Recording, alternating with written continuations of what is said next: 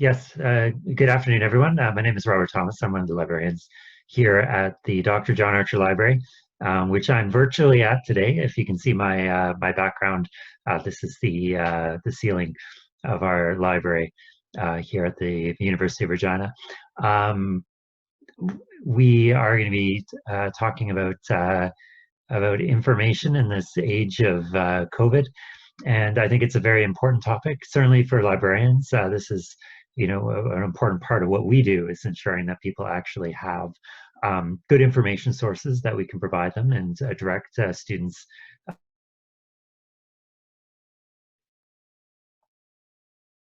Okay, I think I'm okay. Yes. Um, yeah, okay. Sorry. So basically, I mean, part of what we do at libraries is direct people to good sources of information. And in the past, I think it was very hard to find information of any kind. Now, the last few decades with the internet, we have the opposite problem. We have too much information. A lot of it is excellent, a lot of it's not so excellent, and often the most difficult type of information is that stuff in the middle, where it's partially true or gets us part of the way there. And hopefully, some of what Geoff will say today will resonate with many of us and will get us thinking about better information sources.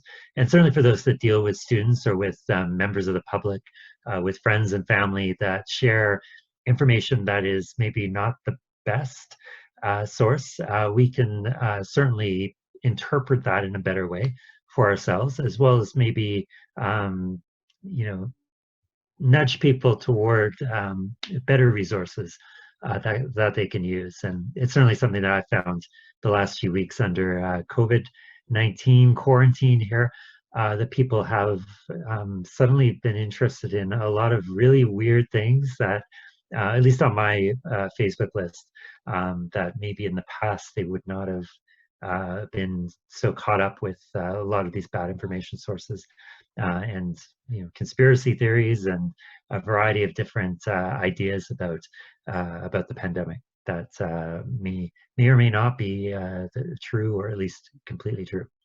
But I'm going to turn it over to Geoff, who's a CBC investigative reporter. For those in Saskatchewan, he's probably quite well known. For those outside, he's produced quite a few investigative reports on politics and social issues and so forth for the CBC, and he produces quite good work and has been quite good at finding good information sources on those topics. But I'm going to turn it over to Geoff, and unless you have anything else to ask me. Yeah, that's great. Thanks very much, Rob, and thank you to the University of Regina John Archer Library for working with me on this. And yeah, so I am an investigative reporter. So I look into people doing things that they shouldn't do, or people not doing things they should do, as the case may have it. And so in many ways, I mean, my job sort of depends on getting it right when it comes to evaluating information, which doesn't mean like I'm, always perfect. I get things wrong. I'm susceptible to the same sorts of confirmation biases and the blind spots that everybody else is. But just with me, I've had to at least make myself so aware of that when I'm doing stories, to maybe get somebody else or a few different people to look at my stories and go like, what am I missing here? What have I misunderstood? What questions am I not asking? Because it's so easy, even when you try to get it right, to get it wrong. And so, today today I'm actually not here as an investigative reporter for CBC, although that's my background. I'm here with Journalists for Human Rights. And this is an organization that I've partnered with. I'm one of about a dozen journalists from across Canada that are doing this work, training both reporters and the public in doing a better job of sorting through misinformation online, uncovering misinformation online. So Journalists for Human Rights is a Canadian organization. And a big part of its mission is training reporters overseas to do stories about human rights, and also just supporting them as journalists and providing them the skills that they need to be able to do their job. So lots of Canadian reporters go over and offer training and their own experience to these reporters overseas. And in addition, one of the things that they've noticed is that a lot of the authoritarian governments in the jurisdictions where they work have been more and more using social media to manipulate and spread misinformation in the public. And so part of their training now has been, how can we support reporters to help them uncover garbage, BS online? And then they realized really like the public needs that, and the public doesn't need that just overseas, but the public needs that here in Canada. And so that's why they launched this program. That's why we're doing this today. And so what we're going to do, this is not going to take a super long time, but I hope that what you'll end up with at the end of this is a set of tools, 3 specific tools, which you will find absurdly simple, I think, when we go through them, but very helpful in uncovering and busting most of the myths that end up in your social media feed. So most of the garbage that comes at you, with the tools we're going to talk about, you'll be able to blow them apart quickly and simply.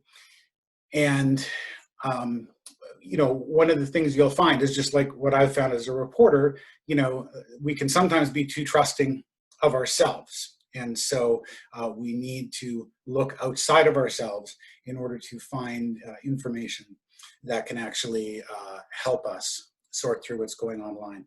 Now, if any of you have not, I guess I'm going to turn this poll off. Looks like we have an audience that's pretty experienced in many ways in recognizing disinformation. Hopefully, again, we can do, find a few more tools today to help you do an even better job at sorting through the garbage online. Okay, I'm going to share the screen, and hopefully you all can see that now. Okay, and just hang on for one moment. Great. Okay. All right. So as I mentioned, working with Journalists for Human Rights, the topic is verifying misinformation online. So we're going to consider the impact of false and misleading information on us and on our environment. We're going to look at 3 simple lateral reading skills that are used by professional fact checkers for checking information. And then we're going to actually practice it and talk about it a little bit as well. So you'll get, hopefully by the time you come out of this, you'll have, have had a little bit of experience at least, checking into specific claims. And so hopefully you'll find that helpful as well. Okay. So let's jump in, and the first thing I want you to do, we're going to run a little test ourselves. It's going to take like 5 minutes, maybe even less. I'm going to direct you to a website where you can test your own sort of fact-checking skills and just think about the way you think these things through currently. When you come across claims, which we do all the time, we want to know, like, do I trust this? Is this something that I should share, or something that I should be skeptical of? And this would be an example. Is this a chain smoking chimp? And just in the comments section there, just go ahead, and if anybody wants to jump in, I'm curious to know, what do you think? Is this actually a chain smoking chimp? Anyone can jump in, offer their thoughts.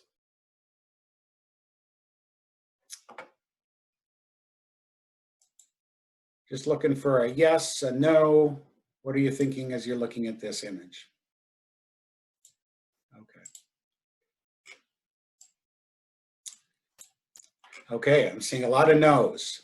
A lot of no's, a few yeses. Thank you. All right. Maybe. There you go.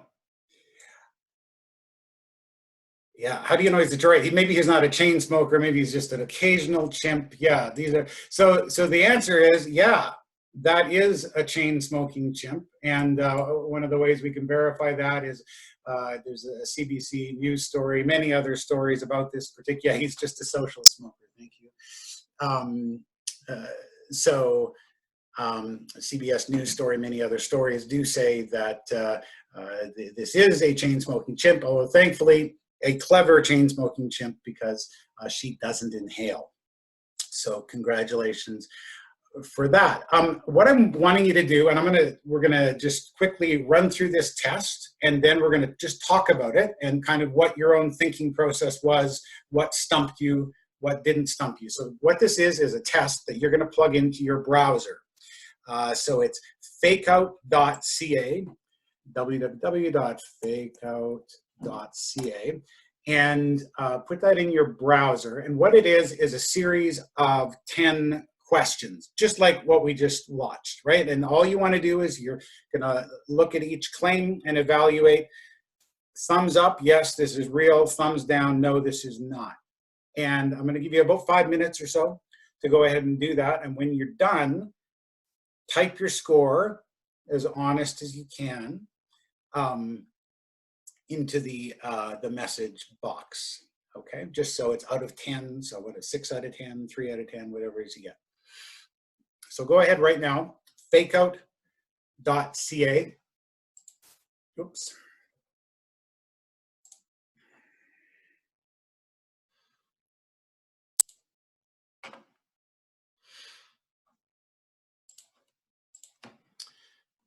Those of you getting a bit stumbled by this is what it looks like. And you just go ahead and play the game.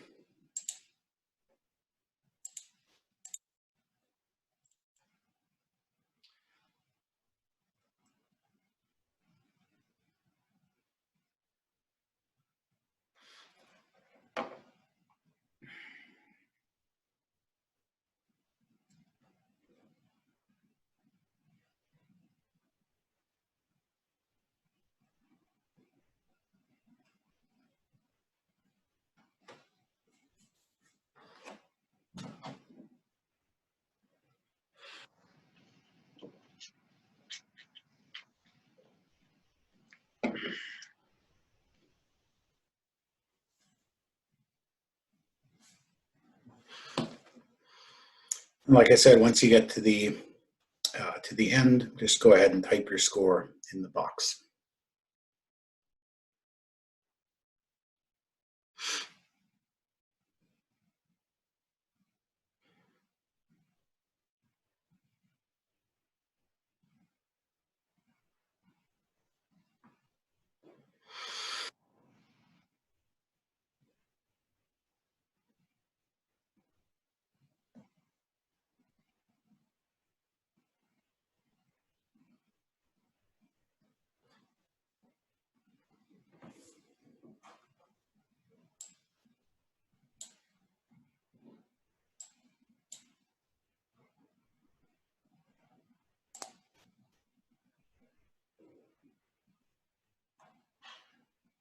Okay, Marjorie, there you go. She's setting the bar high. All right, 7, 7, good. Rob Thomas, holy smokes. He's just showing off now. So I'm interested, your microphones are all muted, but you can unmute your own microphone. And I'm interested in hearing from any of you about what it was that caused you to stumble. What did you miss? Was there anything that surprised you? Anyone want to jump in?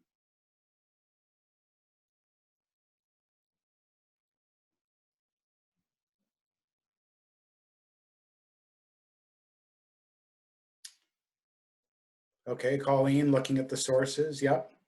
Yeah, so you can go ahead and unmute yourselves.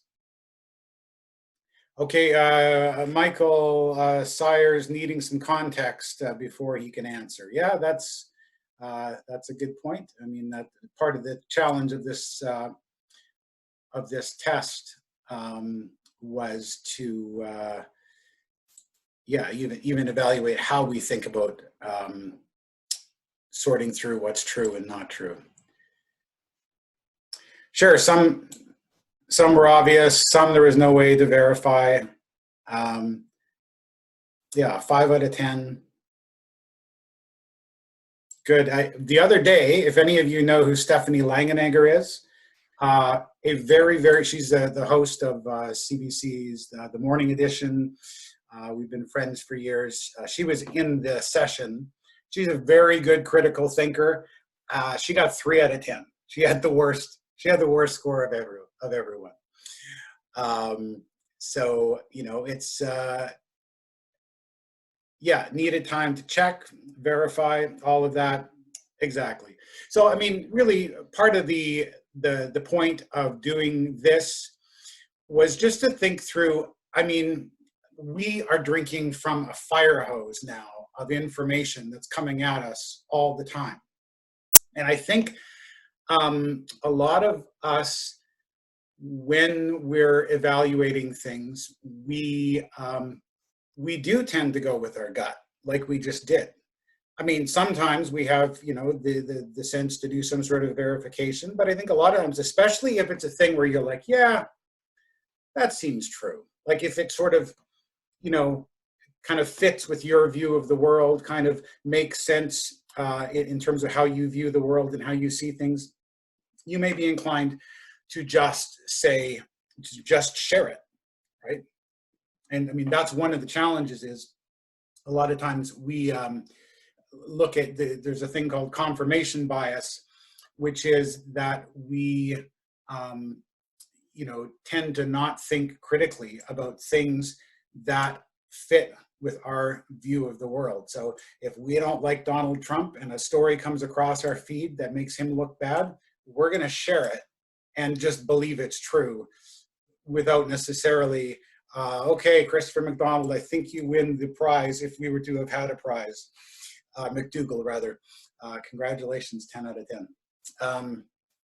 Okay, so we're going to go ahead and jump into the session now.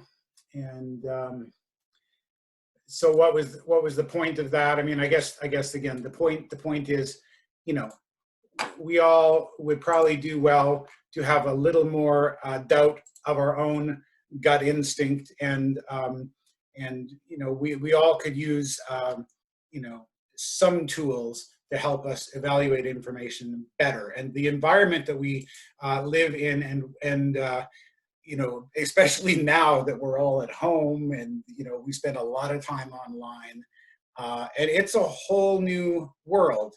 And we're gonna just take a quick listen to or watch a video here. If somebody could just text. I just like to make sure that people are actually hearing. So if you could just text me if you are hearing this video. I'm gonna go ahead and play this now.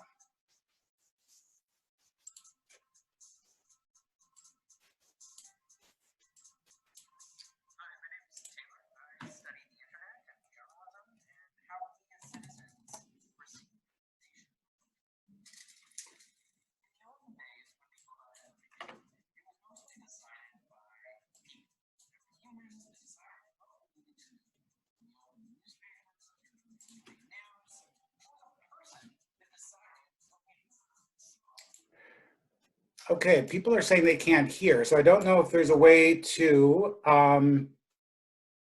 turn up the volume on your own system. I'm going to start it over again.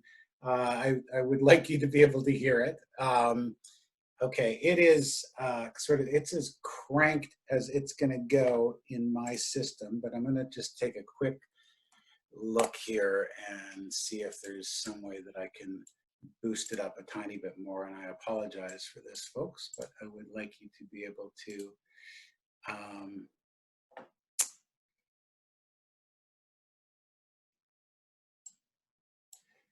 Yeah, let me just, oh, okay, you know what, I see what I'm doing wrong. My apologies. There you go. That is why I wanted to ask. Okay, thank you. It's going to come through for you now, and my apologies for that.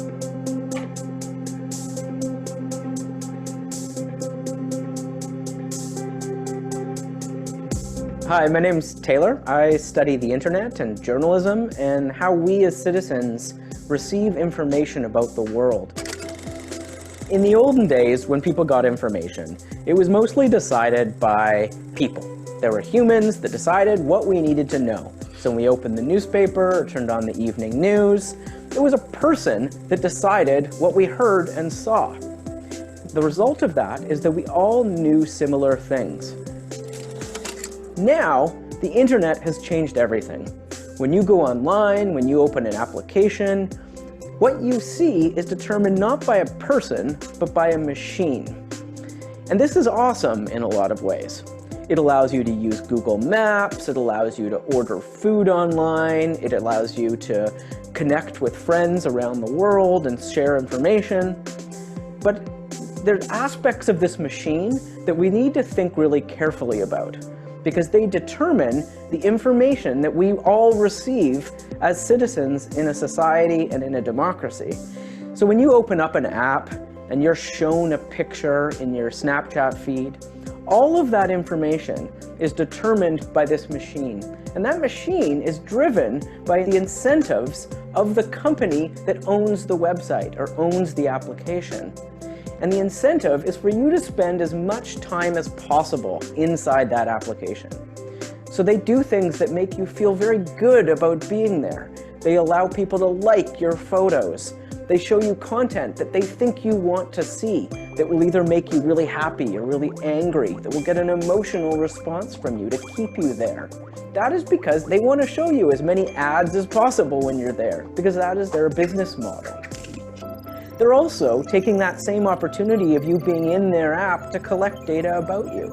And they use these data to create detailed profiles of your life and your behavior. And these profiles can then be used to target more ads back to you. And that then determines what you see as well. But all of this isn't just about the business model of these companies. It actually has an impact on our democracy. Because what we each see on the internet is highly customized to us, to what we like, to what we believe, to what we want to see or want to believe. And that means that as a society, we no longer all have a shared set of knowledge, which is hard for a democracy that requires us to work together and know the same things to make decisions about our lives together. When we all know different things, and we're all being siloed into our own little bubbles of information, it's incredibly difficult for us to get along with one another. We have no shared experience and shared knowledge. So I think it's really important that we think critically about the information we receive online and about the companies and structures that determine what we see on the internet.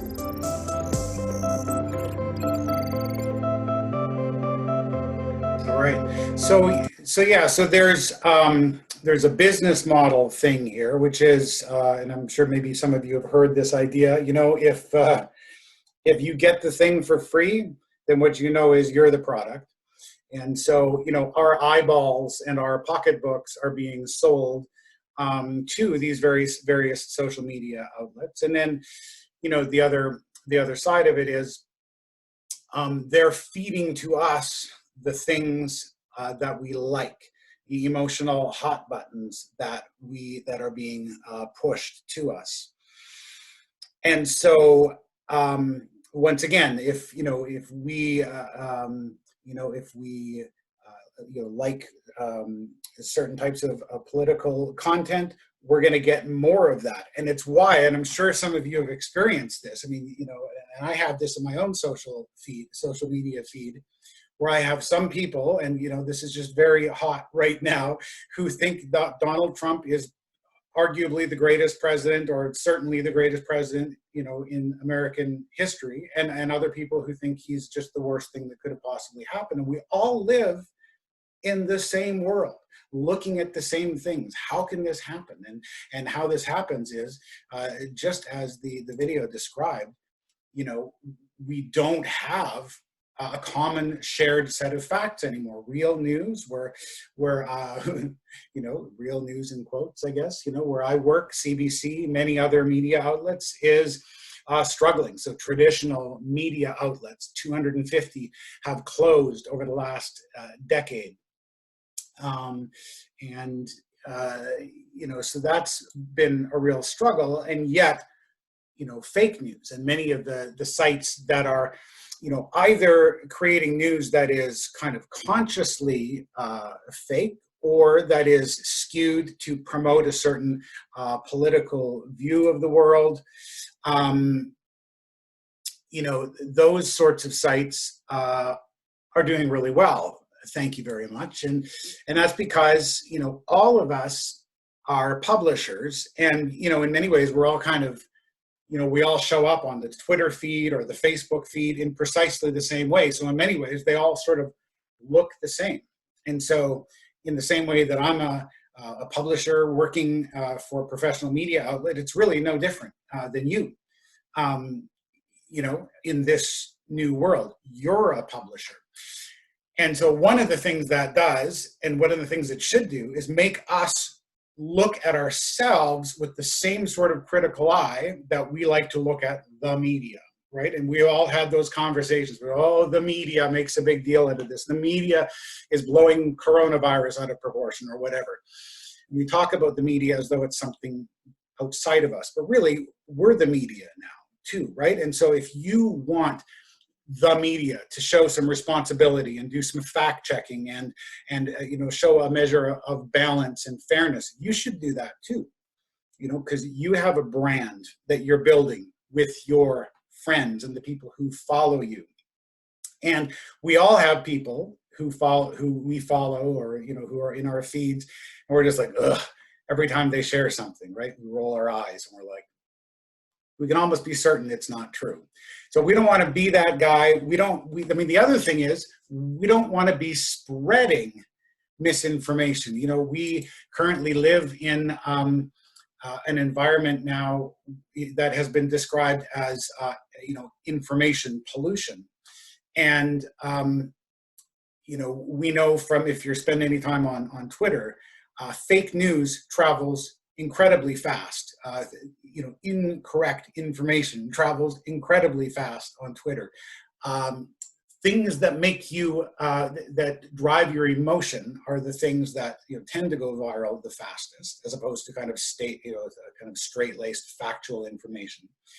And the emotion that tends to drive sharing the greatest, what do you think that would be? What would be the emotion? This is from some research that's been done about what is it that causes people to share information. Fear, Steve. Disgust, sure.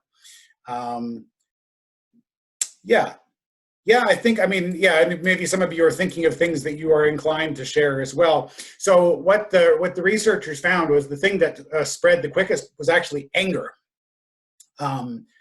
That, you know, when something makes you mad, you're more likely to hit the share button. And so, you know, we live in a world now that has been described by researchers as a world of information pollution. And, you know, there's so much information coming at us. You know, one of the things we need to be constantly asking ourselves is, you know, who made this? Why did they make this? What was the motivation behind it?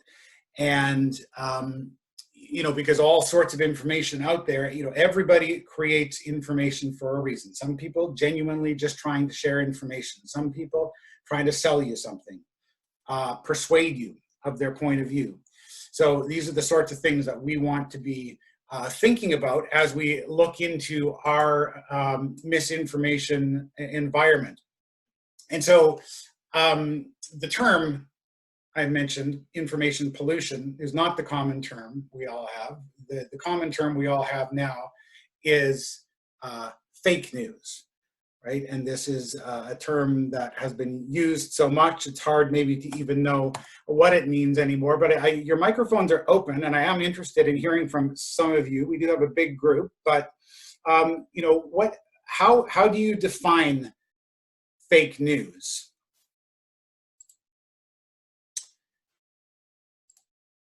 And you can just unmute your microphone, and you're able to jump in if anyone has any thoughts there. To Rob, how about yourself?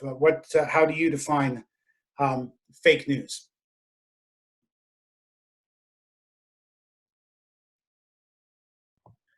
Sorry. No, okay, I'm back now.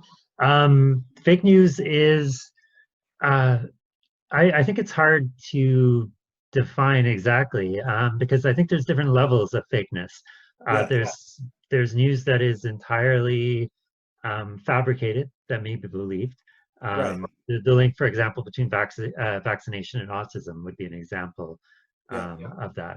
And then there's just news that is maybe partially true, or could be true, or may be true, but is not sure. And some of the theories around COVID-19, for instance, would fit into that category. Things that we really don't know.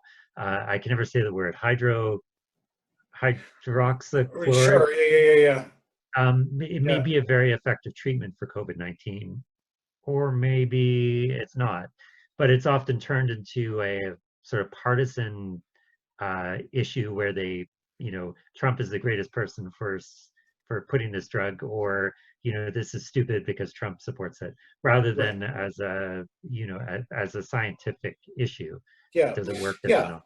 No, I think that's right. I mean, I think it can kind of be the gamut from just, sometimes a media outlet will get something wrong, not intentional, but they get something wrong, and that's called fake news. Sometimes fake news just means information I don't like. Sure, fake news is news that is more agenda driven than information driven. Okay, good. So that's the idea that it's information that's shared to try to convince you of a certain point of view, as opposed to just conveying facts. And so, then we think about, so how does that affect us? And I mean, I guess in many ways, it's sort of the thing that we talked about in the, that we heard about in the video, which is the idea that we don't have a shared set of facts. There's a lot of confusion. And so, it can make people feel like, they just don't know what's true at all anymore. So researchers have actually looked at, the range of misinformation and disinformation out there. And so, and they've put some categories to it that I think are helpful, at least to think about, when we talk about, fake news, what do we mean exactly? So on the one side, you've got misinformation, which is information that's wrong, but not intentionally so. It's not intended to cause harm, but it's wrong. On the other side, you've got disinformation, which is information that's both wrong and created to cause harm, mischief, typically to a political opponent or an ideological opponent of some sort. So here's an example of that. On the left, you've got something that ends up getting shared quite often on Instagram with the best of intentions. So the idea is, you need to share this in your Instagram feed. And if you don't, then you will be, by not sharing this, you'll be giving Instagram permission to basically have copyright to all of your photos. So post this in your Instagram feed, and then Instagram won't have the right to use all of your photos. Turns out this is wrong, but it isn't shared to harm you. It's shared because somebody genuinely believes this is true. And on the other hand, you've got this post from the Australian Youth Coal Coalition. Look at this mess left today by today's climate protesters in beautiful Hyde Park. So wanting to make the point that you know, they say they care about the environment, but really they're just a bunch of slobs. It turns out this photo is a real photo, but it's actually a mess left behind from a marijuana festival in London several months earlier. So, you know, again, a mischievous post shared for malicious ends. So let's take a look at what researchers have found as they've looked at what the range of different fake information is out there. We'll watch this video now. Oops, hang on. We're going to try to do that. Okay, here we go.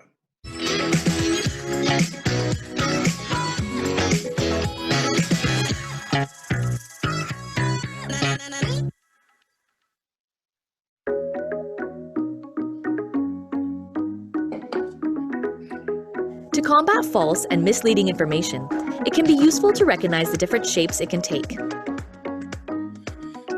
Here are 5 common forms of mis- and disinformation to look out for. Fabricated. A story or claim that is fictional is called fabricated content. People can invent stories for political reasons, but the most common motive is money. A website's owner benefits from the advertising that appears beside their content. The more clicks they get, the more money they make. Imposter. Imposter sites try to fool people by imitating credible news organizations. The URL and logo of a well-known site may be changed just a little, so people believe they are looking at the real thing. The goal is to mislead people into trusting and sharing faulty information. Clickbait.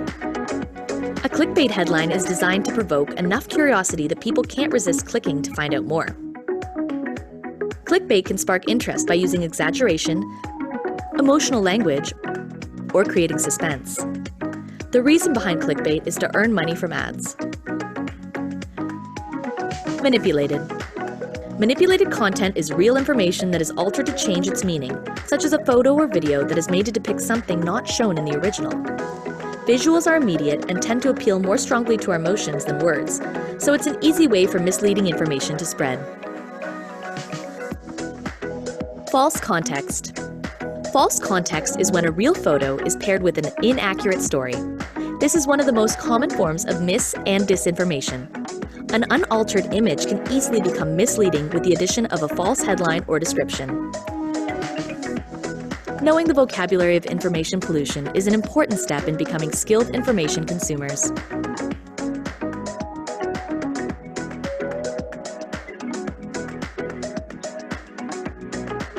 Okay, so that's just helpful just to think through, you know, the range of different misinformation that can come at us. And we're gonna just jump through a few other examples here, just because it's, you know, if something comes at you that you've never heard, it may be more challenging to just immediately see right through it. So we're just going to walk through a few examples, then we're going to get to the tools that we talked about. So the 3 specific tools that we're going to be able to walk through that we'll be able to practice on specific examples. So just quickly, let's walk through some of these examples of the other sorts of misinformation we're going to come across. Hoaxes like this, which is a photo that is a hoax. It shows up every time there's a hurricane. You know, it'll be in a different city, but it's the same idea. Here's a shark traveling down the freeway, in this case from August of 2017. In Houston, Texas. There's conspiracy theories. Rob mentioned some that are floating around now related to COVID and the origin of COVID and what it's all about. I suppose, you know, these things pop up during any major event. In this case, the Parkland, Florida shootings, and the hoax there, which some of you may remember, was the idea that the victims and the families, these were all actors who were hired to make the gun industry look bad.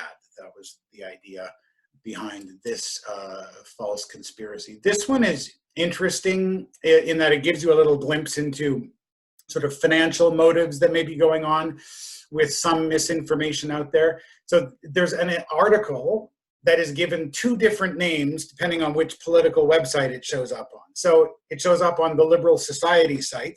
It's a story about Kellyanne Conway supposedly leaving the White House, which did not happen. But the story is White House finally gives Kellyanne Conway the boot. Are you glad? And there's a headline for the Liberal Society news website. And then Conservative 101 is prepare to be infuriated.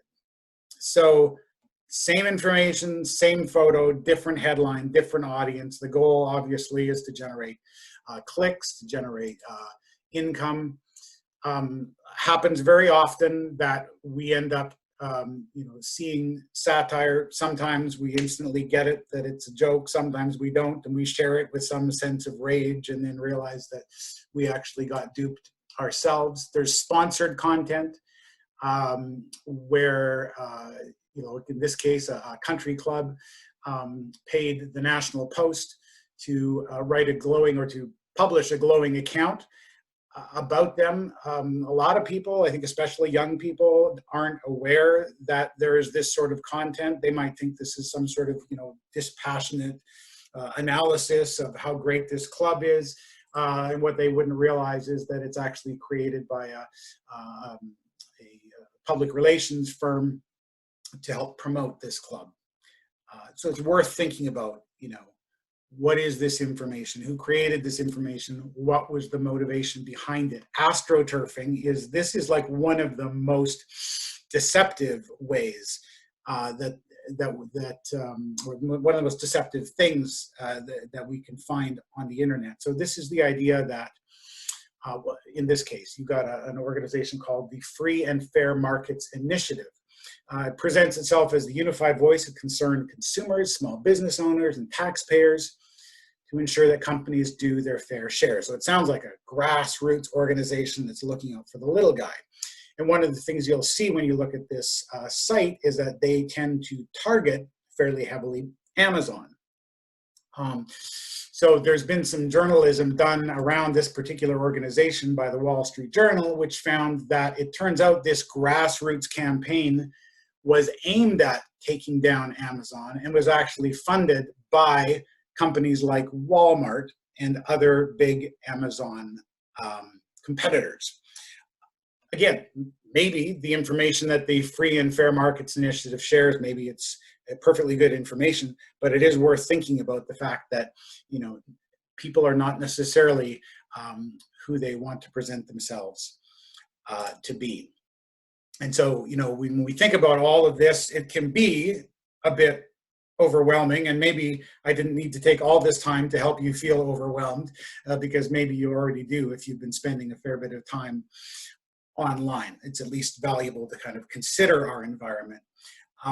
But the purpose is not to make us cynical or make us give up or kind of throw up our hands, right? Somehow, how can we get the tools that we need to be able to sort through this and start to feel confident about our own ability to evaluate the stuff that's coming at us? And so we're going to go through three tools. First of all, we're going to watch this video to just lay the big picture groundwork for how we want to start thinking about the information that's coming at us.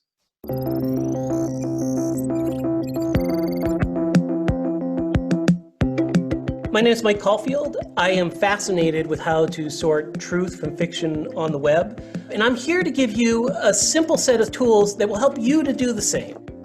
The particular moment that we're in right now is a moment of transition where we're all going to the web for information, but almost none of us have had true training in how to use it. Some people wonder, what does it matter whether something on the internet is true or not? And for a lot of things, it doesn't. But for a lot of decisions you make, there are consequences. And the most obvious of those is you will eventually vote for somebody. And you'll vote based on the information that you have. If that information is false, you may end up voting for someone that doesn't actually represent your interests. My core interest is how can we give you the skills to make sure that information you're getting is the best possible information that you can get.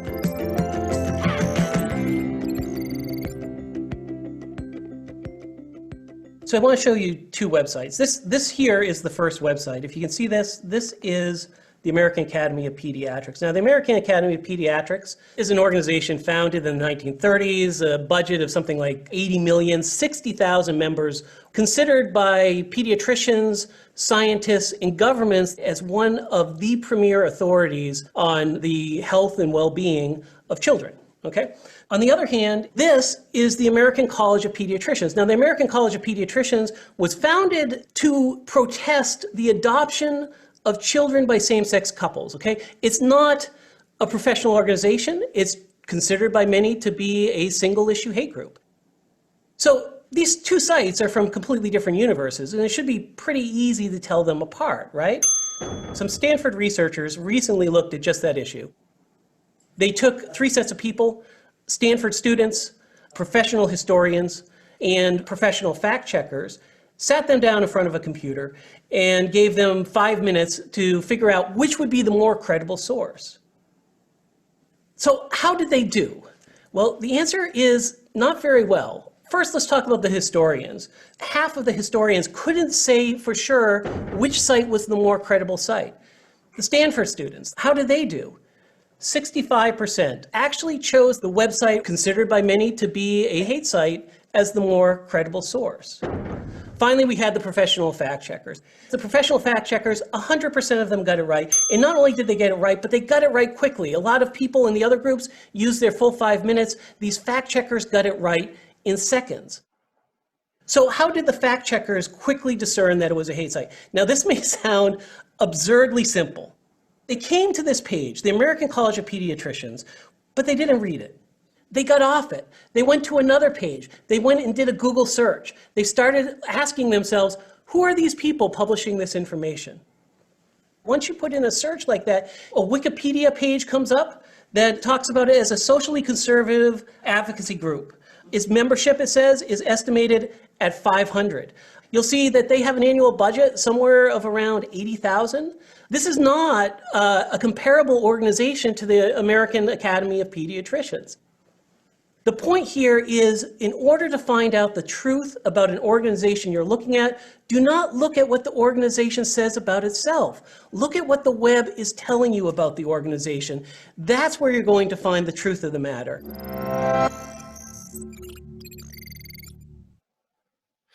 All right. So, interested to know, just a quick question, just to throw it out there to you folks before we jump into the specific skills. What do you make, because I know there are some professors on here, and I'm wondering if there's any surprise to you that a professional, and any thought as to why professional historians would not have been able to as quickly ascertain, you know, the credibility of one site compared to another. Anybody have any thoughts about that?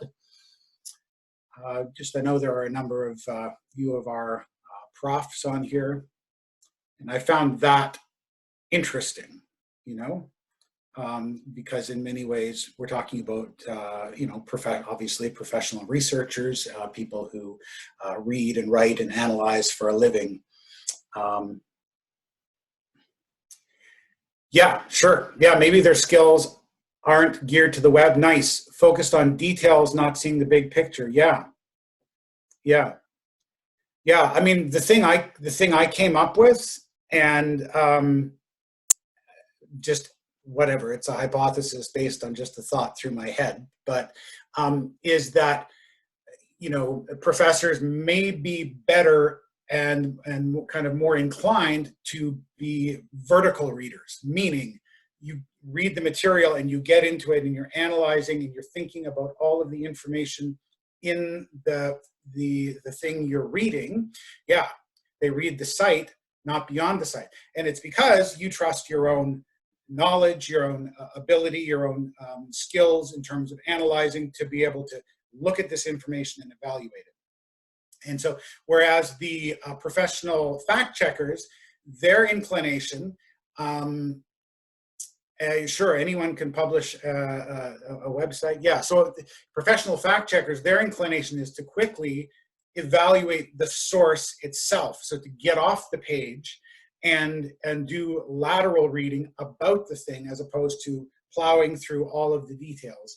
And so that is going to be the difference between vertical and lateral reading. And that's going to be the skill, broadly speaking, that's going to help you blow apart 90% of the errors that you find in your social media feed. We're going to go through 3 specific skills. I'll talk about them a little bit, and then we're going to get a chance to use them. Okay. Here we go. This is skill number 1, which is check a claim.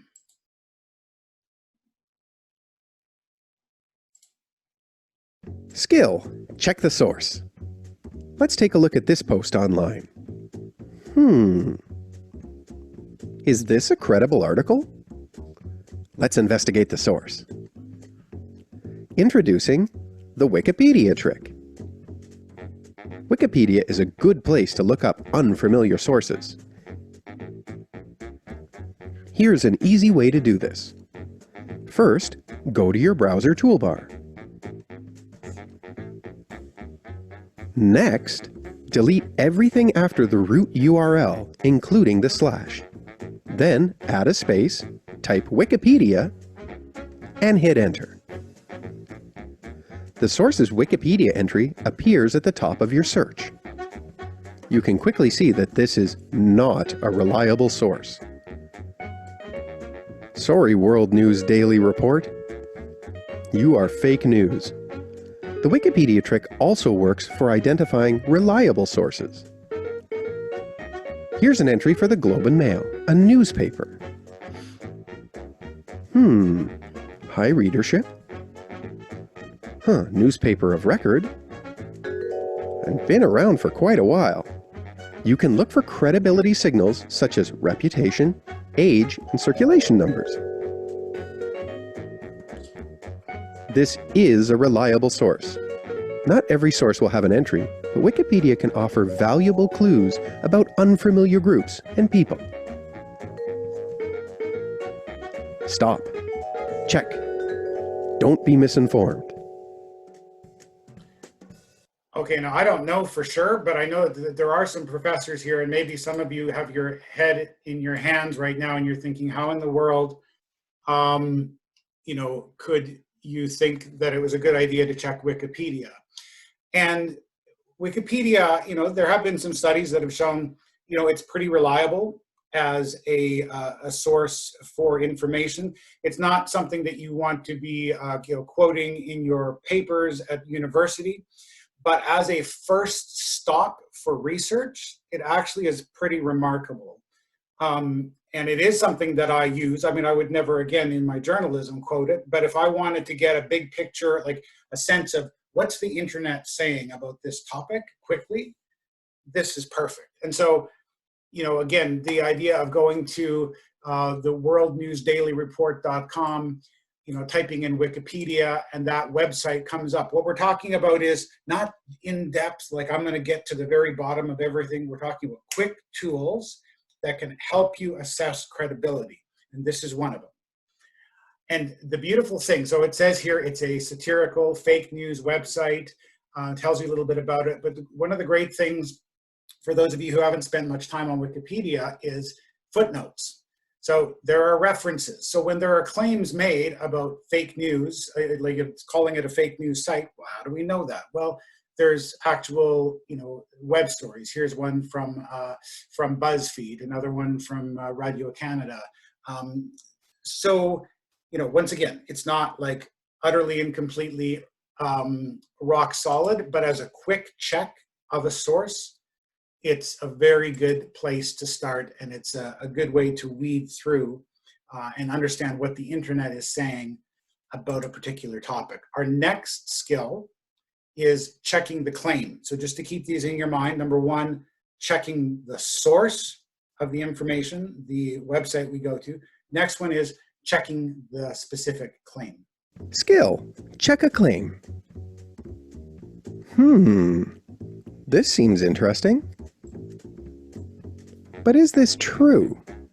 Quick check, web search. A quick check can help you tell if a claim is credible. Type keywords into a Google search bar. and then examine the results. The first result is from a reliable fact-checking source. Let's take a look. Uh-oh. Snopes is an independent fact-checking site. You can trust this source. False. Look for work from fact-checking sites to see if a claim has been proven false. A web search can also let you know if a claim is true. Let's try this one. Did this happen?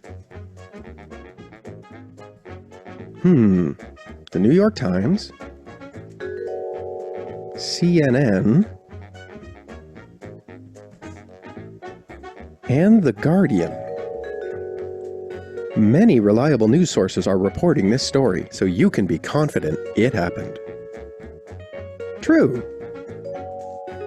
A quick search can tell you a lot about a claim or story. Stop. Check. Don't get fooled. Okay, so this drives my wife crazy because I actually can't stop doing this. And it's just sort of, and maybe that's just the journalist in me, but anytime, we're just chit-chatting away and she'll go, oh, I heard blah, blah, blah, blah, blah. And I'm like, And I just can't stop myself. I get my phone out, I check the claim, and it's sort of like very natural for me. I don't think it's natural for a lot of people because, a lot of people find that really irritating about me, but, this is the sort of thing we're talking about, right? It's not necessarily like, plumbing the very depths, but just going, you take a few keywords, plug it in, and just go, is anybody else talking about that? So here's a specific example. So one of my favorite myths so far, or one of my favorite claims, let's say, so far, from this whole coronavirus thing, is this one. So I'll just play you a tiny little bit of this video. Dr. Dan Lee Dimke suggested that an ordinary handheld blow dryer used in drying the hair contains the heating elements, and a fan instantly delivers a hot air temperature that will kill coronavirus even faster, much like a convection oven does. And because you can concentrate heat into just in the infected area of the body, the nose and sinuses, you can safely use this approach even for already have a fever. This simple cold arrest procedure was first proposed in the book. I won't subject you to any more of that. So the great thing about the blow dryer is you can concentrate it right in the infected area. So, I mean, that's a claim that, once again, is absurdly simple to check, right? Blow dryer, COVID-19. You can see I've already done a little check there, but 3 keywords will bring up endless sources of people, including Snopes, which you saw mentioned earlier. No, a hairdryer won't stop coronavirus. So many places have done fact checks. Snopes is nice. And I would say, most of the errors and the misinformation that is going to be coming through your Facebook feed has probably been fact checked by somebody, and very likely by an organization like Snopes. So one of the nice things about it is you don't just go to Snopes and they go, no, it's wrong. Don't be such a moron. But they actually say it's wrong and here's why. And so then they kind of walk you through, here's the claim. Here's where we found the claim. Here's the analysis we did of the claim. Here's how we know it's wrong. So that's helpful because it's beyond just wagging its finger and saying, don't be such an idiot, but it's, not in depth, you don't have to read some crazy long article. Okay, so we have 2 checks so far. 1, check the claim. 2, check the source, and that is the Wikipedia trick. And then the last one is going to be, skill. The last check the one source. is going to be, check the image. So let's watch. Check an image. Let's take a look at this post we found online. Is this really a polar bear on a city bus? Quick check. Reverse image search. Searching Google for an image can offer helpful context about it. Follow these 3 quick steps. 1. Press the image and hold, or right-click on a desktop computer. 2. Select Search Google for this image. And 3. Review the results. This search brings up fact checks, including from Snopes, a known reliable source. The photo is real, but the polar bear isn't. The bear is a puppet on its way to an environmental rally. Sorry, Melvin. This is a false claim. Although the photo is real. Reverse image search can tell you where else an image has appeared and if it has been fact-checked. Stop. Check. Find the facts.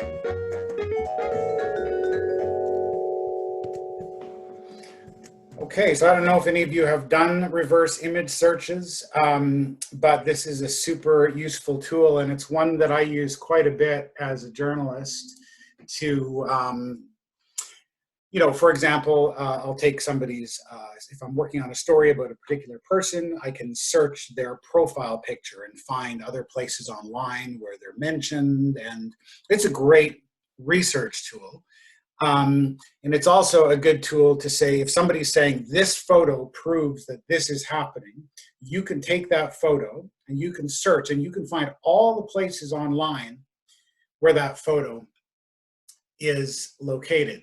So in the case of the polar bear, we can just find that polar bear picture by doing an image search, and there it is.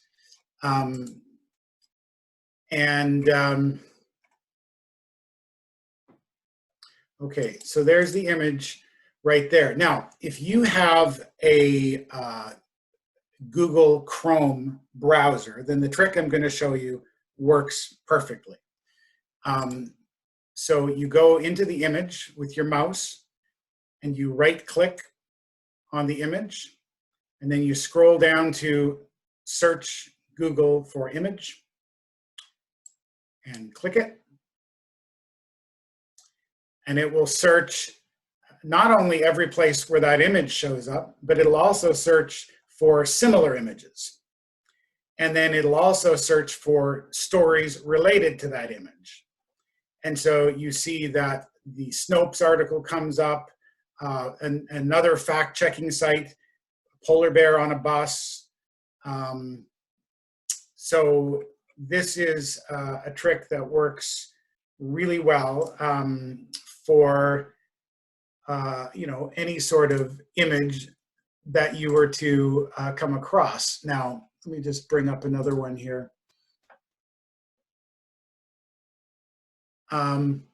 So this image, we can search. The other way you can do this is you can copy the image address. So if you right-click on it, so if you don't have a Chrome browser, you have a different browser, you can copy the image address, and then you can go to Google Images. So there's it's a Google search site specifically for images, and there it is.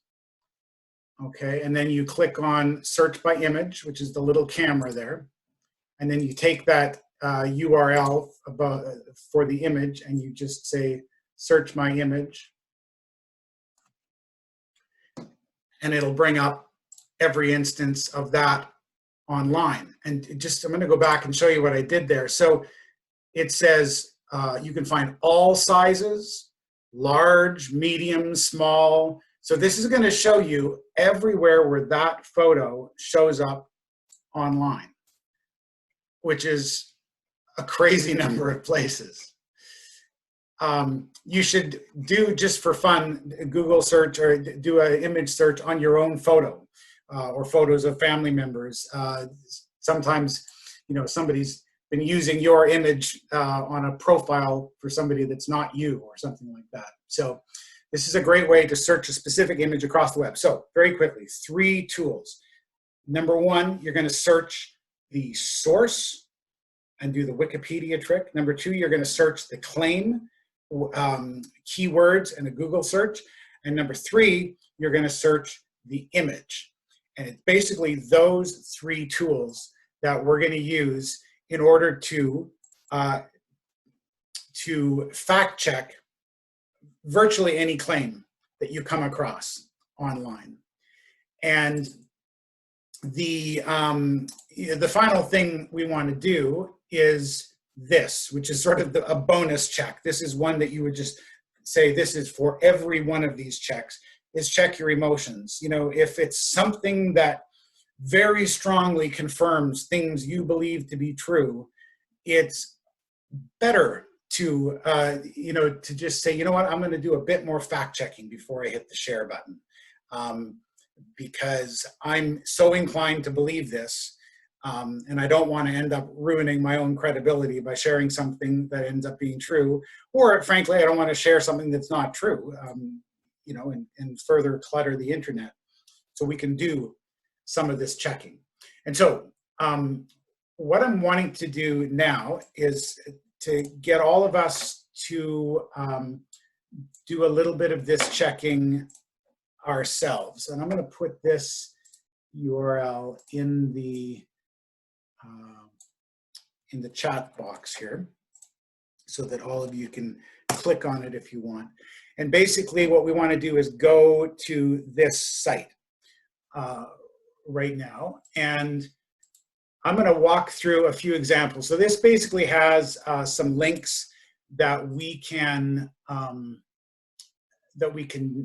check.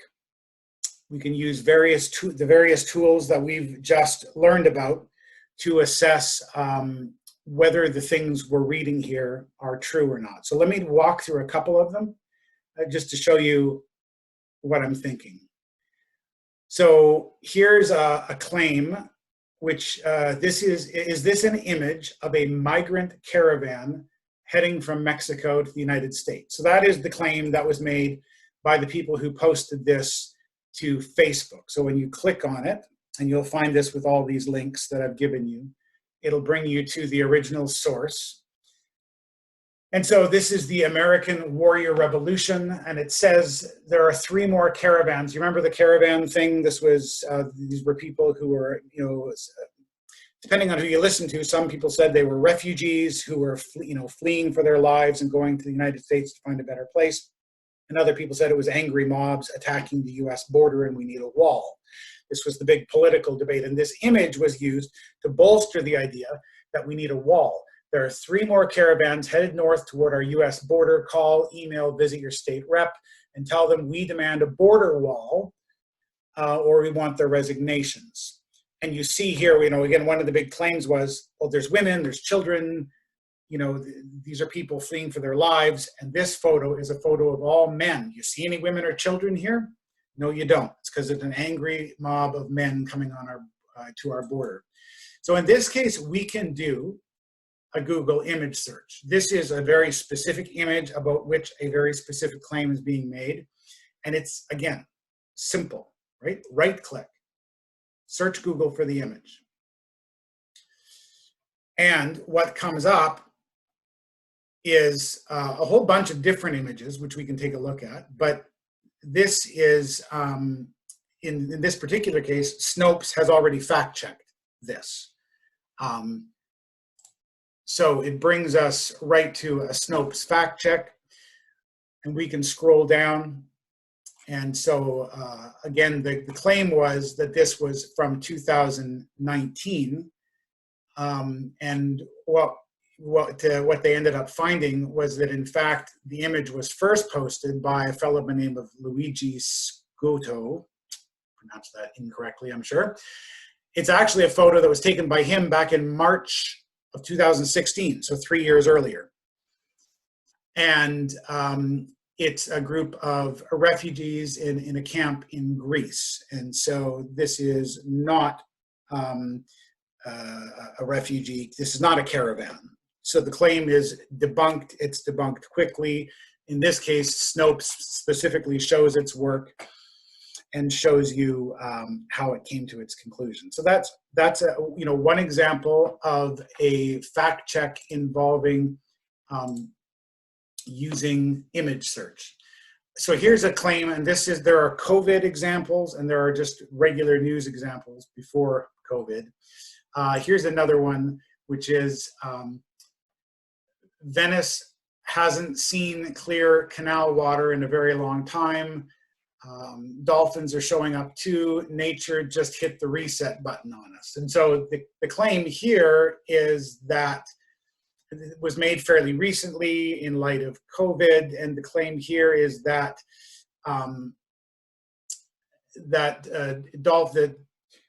dolphins are showing up as a result of some nature reset button that happened because of at the same time as COVID. That somehow there's a relationship there.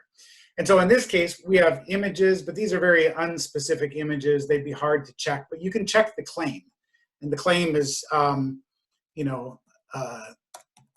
dolphins, canals, Venice. And then what we see comes up is a whole series of posts from sources that I think we would consider credible, casting doubt on these claims. So fake news abounds on social media in light of coronavirus. Video does not show dolphins in Venice canals. So that's an example of doing a search specifically using a claim. And then once again, you can also search using a Wikipedia check of the source. So what I'm wanting you to do now is go ahead and go to that site and run a test, or do a bit of evaluation yourself of the claims that you see, and then just type in the box just to let me know what you found. So once you've done your fact check, type in what you fact checked and what conclusion you came to. You can pick whatever strikes your fancy.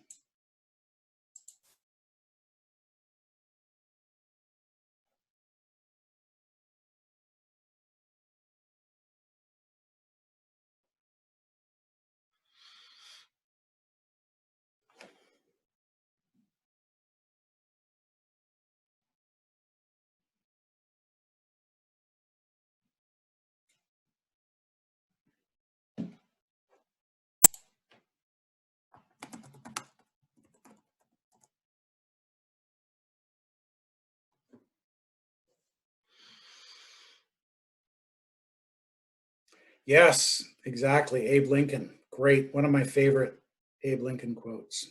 Can't believe everything you see on the internet.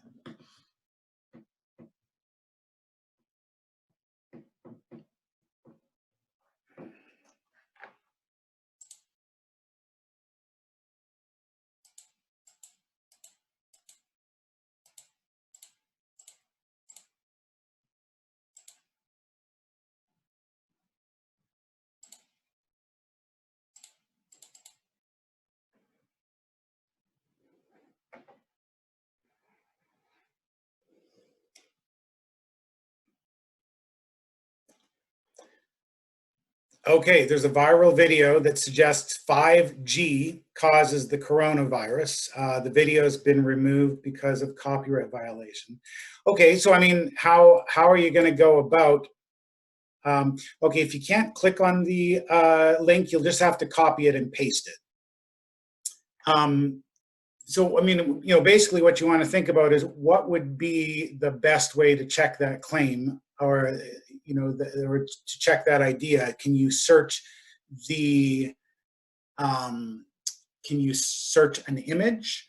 Can you search for to assess the credibility of a website, or would you search the claim? And I think in that case, you have a video saying 5G causes the coronavirus. That's something that you can do a keyword search on pretty quickly. and find some material on that. So 5G coronavirus, and it probably is that simple.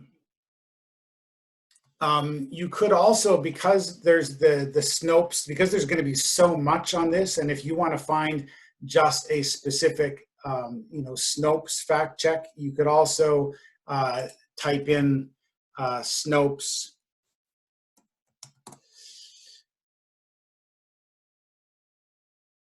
and it's checking into 5G conspiracy theories that prosper during the coronavirus. Yeah, I mean, there's like no end of stories that you're going to find on this. And, USA Today calling that a conspiracy theory. The 5G conspiracy theory that just won't go away. Business Insider. So typically when somebody's referring to something as a conspiracy theory, it's generally not a compliment. And also you see YouTube tightens up rules, and this is related to 5G. I mean, that may explain maybe why some videos are disappearing.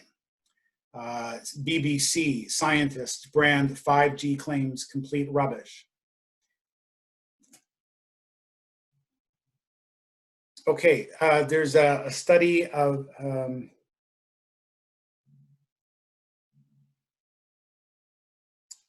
okay, and is that, Jennifer, is that one of the examples? Now, actually, are you able to unmute yourself, Jennifer?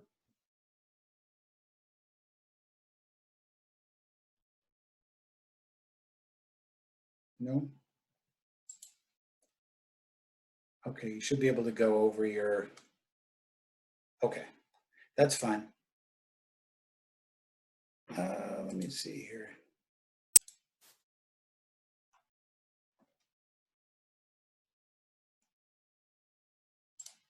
All right, I think you can talk now.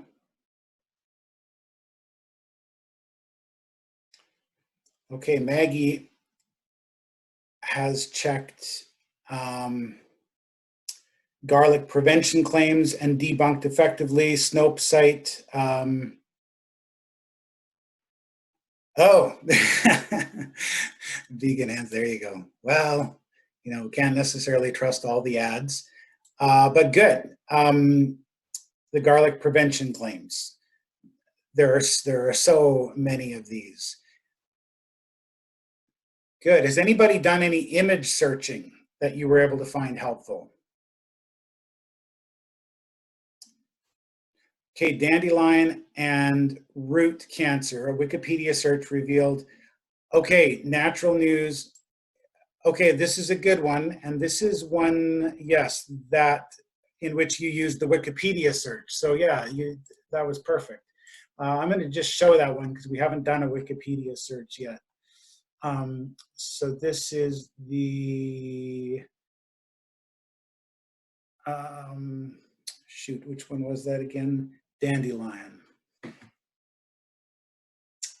Why is that not jumping out at me? Oh, there we are. Yeah. Okay, so in that case, yeah, this is the claim: dandelion root far more effective in fighting cancer cells than chemotherapy. So in this case, to do the Wikipedia search, again, all you do is go to the URL, and you're going to delete everything after the .com. So including the slash, everything's gone. And then we type in Wikipedia and hit enter. That's it. And in this case, natural news, I mean, you don't even have to click into the story. In this case, it says natural news is a conspiracy theory and fake news website that sells various dietary supplements. And again, this is not just idle name calling.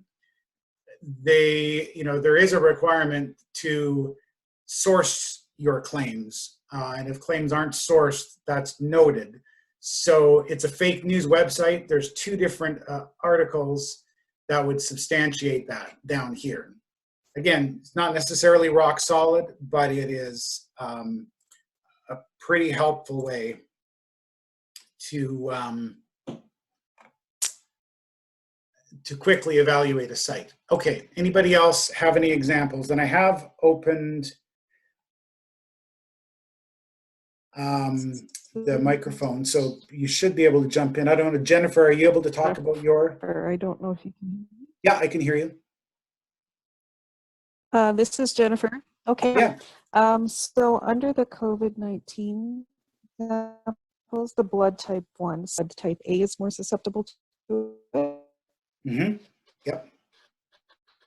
So doing a search of that claim, it brings up the study itself, which is only showing in a preprint open access website. And they state very boldly that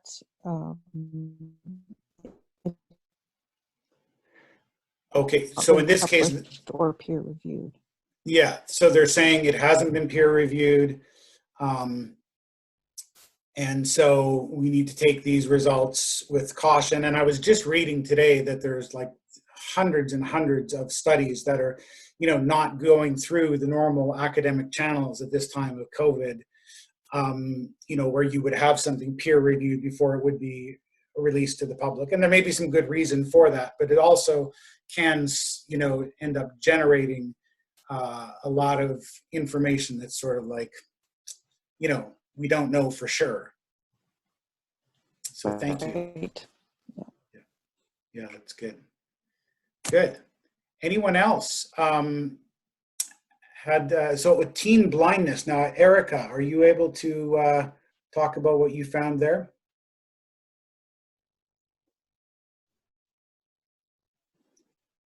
Let me see if I can find Erica.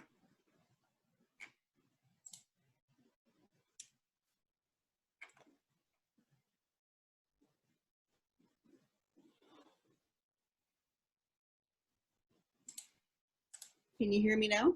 I can, yeah, go ahead. Okay, I just used a few keywords to check the claim, and it turned out that it was true. Okay, and remind us, what was your claim that you were looking at? It was the teen blindness after eating Pringles and white bread. And my first instinct was that it was fake, and I was surprised to find out it wasn't. Yeah, exactly. It sounds like something that just would be dead wrong, right? Right. A lot of that was just in how the headline was framed too. Kind of a clickbaity headline. Right. Yeah, and so that can throw you off. But I mean, one of the things that shows us is how careful we have to be. If you're just reading with your gut, there are all sorts of things you might throw out that turn out to be true, or conversely go the other way. Okay, I'm seeing a couple people, including Julie, talking about Bill Gates. So what did you find there? Julie, let me see if I can unmute Julie. Are you there?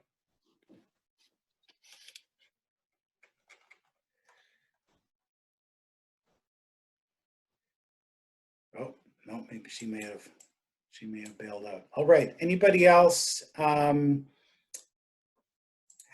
any, what flavor of Pringles? Yeah. All right, anybody else have any specific examples that they are able to, talk about? You have all been unmuted, so I think if you just kind of go to yourself and unmute yourself, you should be able to talk.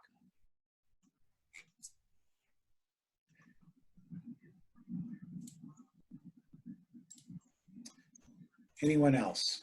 Rob, did you have any luck?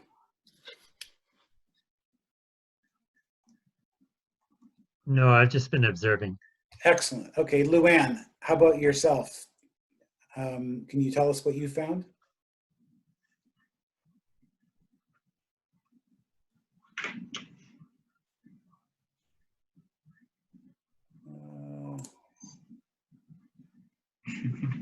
No? Luann?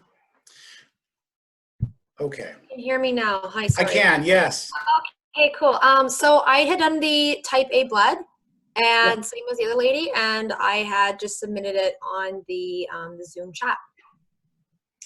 Okay, very good. And did you find that helpful? Is that the sort of thing that you're typically doing, or is that a little bit of a new experience for you? This is good. I was one of the people who was a bit of a skeptic. I'm a bit of a skeptic when I read a lot of stuff and hear a lot of things now. So I think this has been very useful, and I like the lateral idea of like research checking and how to do it.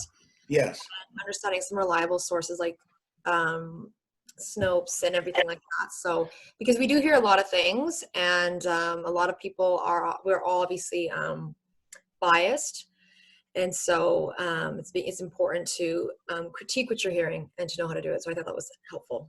Yeah. Yeah, I actually found the idea, the phrase lateral reading to be a little bit of a revelation for me. I mean, it is something that I do, but it was helpful to have a term for it and to go, yeah, that's right. Like that's, it's like if you think about when you are reading a book, or you're considering buying a book, right? You might look online and read about the author. You'll look at the back of the book and read the dust jacket and read the bio of the author and maybe read a summary and maybe read the foreword. And you're doing everything but reading the book in order to get a sense of what the book is. Exactly. And this is the same sort of idea, right? You're kind of just hovering a little bit above it. And one helpful way to think about it is that this is really it's a form of humility, in that you're saying, I'm not going to rely on myself and my own skills to evaluate this right now in this moment, but I'm going to pull back and I'm going to say, hey, internet, you tell me about this guy. You tell me about this claim. What do you know? So it's saying, I'm probably better off asking the world than I am asking my own brain and my own gut. And that's basically, what we're talking about doing here. Yeah, very good. All right. Anyone else want to jump in on any claims that you've been able to evaluate?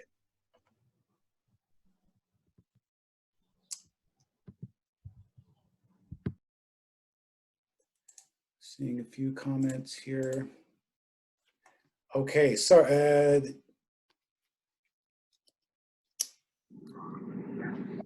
okay, so I'm hearing somebody there. Did you want to jump in?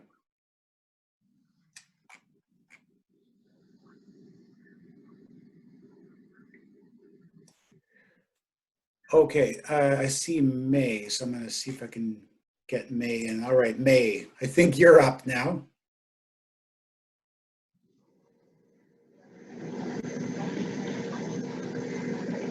May, can you hear us? No? Okay. All right. Well, I hope that was helpful for you to think about these tools, and I apologize for the technical issues here. But these are tools that we can all use before we go with our gut instinct to click share and to send this information out to our followers. Just quickly assess credibility.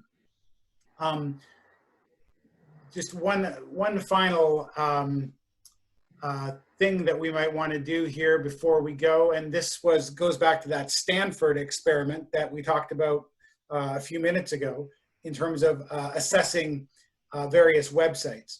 And so in this particular case, we're going to look at which website would be more reliable for geopolitical news about COVID-19. And so the question is, which is more reliable?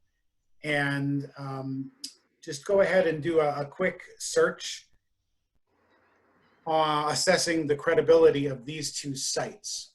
And then go ahead and type in what you have come up with. You want me to look them up over here? Well, what are they? Tell me that. Hurry up. Which of these is the more reliable site? Geopolitical news about.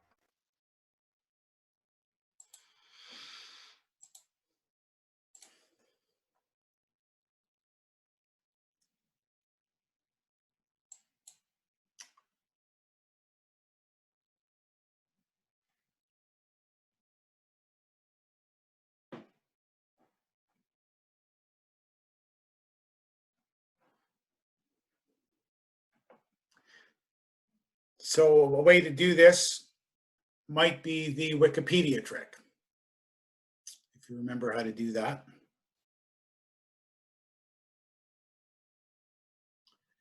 You see the URLs are down here, so we're going to type them into our browser.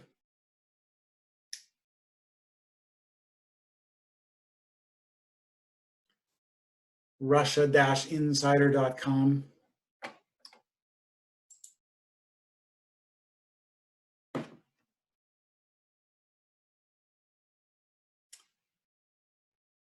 What did you come up with?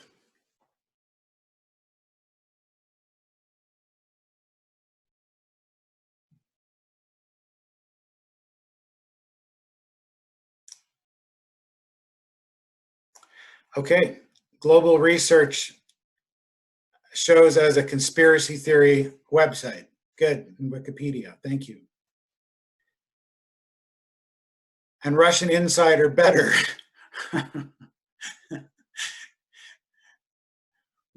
Yeah, which may not, be the initial gut instinct you might have, right? The headline, Epstein didn't kill himself.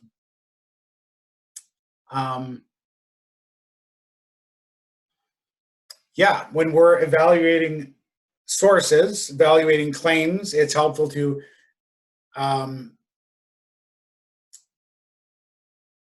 providing an alternative to how Russia is portrayed in Western media. And global research is total quackery. Now, Rob, is that what you thought when you said this was easy? Is that the gut instinct that you had? I don't think I said this was easy. I think I said something. I have to go back and check my my work here. Or this would be. I mean, this is a hard one. You said this was a hard one, but I mean, I got the impression that that was a little bit tongue in cheek. But no, I meant it literally because I should put my video on. I meant it literally because Russia Insider does not sound like a reliable source. With Epstein didn't kill himself on the cover, right? But on the other hand, global research is pure quackery, and I knew that before I looked it up. So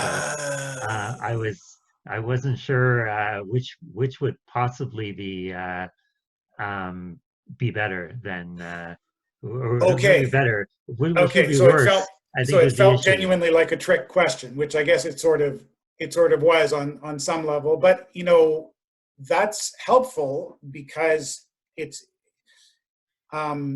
just to say, you know, we're inclined to trust our guts, and the thing that, you know, the big picture tool I think that we all can take away from this is that we can look to sort of the collective knowledge of the internet and use that to help us evaluate claims.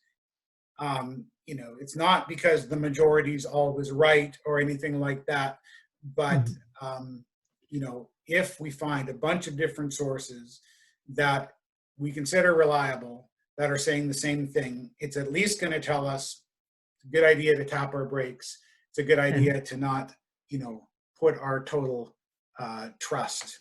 And there is an old saying that even a broken clock is right twice a day. So even if it comes from a completely unreliable source, it doesn't actually mean that it's untrue. But I would certainly research it more before believing what such a website may say about a topic. And the opposite is also true. If there is a source that is supposedly reliable or more or less reliable, they can still be wrong. Just as an example for that, there was a number of European newspapers quoted a fatwa from a Saudi cleric about whether or not you can eat your if you're starving, if you can eat your spouse. Or actually your wife was sort of the thing. And this was reported on, but it actually came from a satirical website in Morocco, which likes to make fun of and ridicule Saudi clerics and Saudi religious figures. So I think it's important that you know, you fact check even things that are usually reliable as well, especially if it's very outlandish type of claim. Yeah. Yeah, no, I think that's good. And once again, we're talking about tools that are quick, that are that will help us to evaluate claims without necessarily having to do a deep dive, right? We don't have time. We're drinking from a fire hose. We have some quick tools that we can walk through. Is there something, and I'm looking here to the chat now, just before you folks run, and thank you very much for joining us today. And thanks to the library for promoting this and working with me to get this out there. And so just in closing, what did you take away from this? Is there something that you can, is there some specific tool or thought that you're going to take away that might help you in the future? And just go ahead and jump into the comments there. And if there's something in particular that you found helpful or that you might take away from all of this.